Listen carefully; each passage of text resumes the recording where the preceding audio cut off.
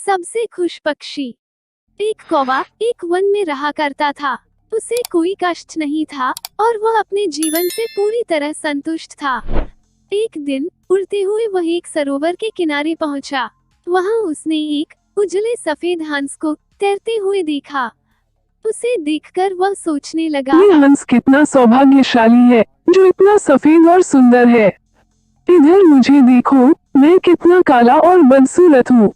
ये हंस अवश्य इस दुनिया का सबसे खुश पक्षी होगा।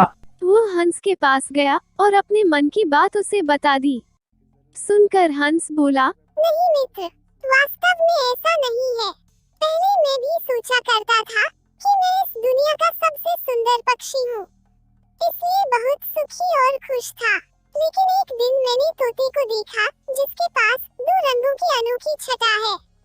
उसके बाद से मुझे यकीन है कि वही दुनिया का सबसे सुंदर और खुश पक्षी है।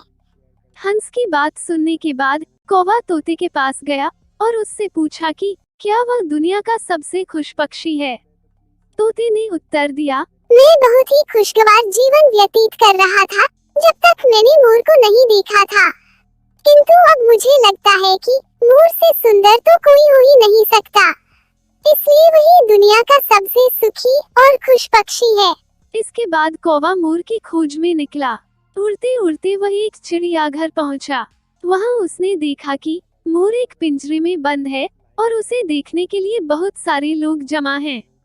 सभी मोर की बहुत सराहना कर रहे थे।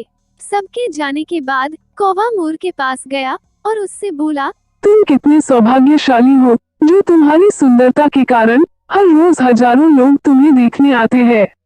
मुझे तो लोग अपने आसपास भी फटकने नहीं देते और देखते ही भगा देते हैं। तुम इस दुनिया के सबसे खुश पक्षी हो ना। कौवे की बात सुनकर मोर उदास हो गया। वह बोला, मित्र, मुझे भी अपनी सुंदरता पर बड़ा गुमान था।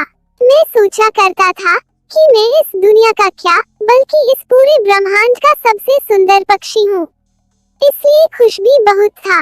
लेकिन मेरी यही सुंदरता मेरी शत्रु बन गई है और मैं इस चिड़ियाघर में बंद हूँ।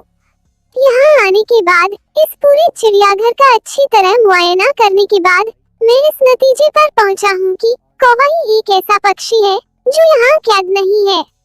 इसलिए पिछले कुछ दिनों से मैं सोचने लगा हूँ कि काश मैं कौवा होता तो कम से कम आजादी से बाहर घूम सकता और तब मैं इस दुनिया का सबसे सुखी और खुश पक्षी होता। हम हमेशा दूसरों को देखकर व्यर्थ ही स्वयं की तुलना उनसे करने लगते हैं और दुखी हो जाते हैं। भगवान ने सबको अलग बनाया है और अलग गुण दिए हैं। हम उसका महत्व नहीं समझते और दुख के चक्र में फंस जाते हैं। इसलिए दूसरों के पास जो है उसे देखकर जलने की बजाय हमें हमारे पास जो है उसके साथ खुश रहना सीखना चाहिए।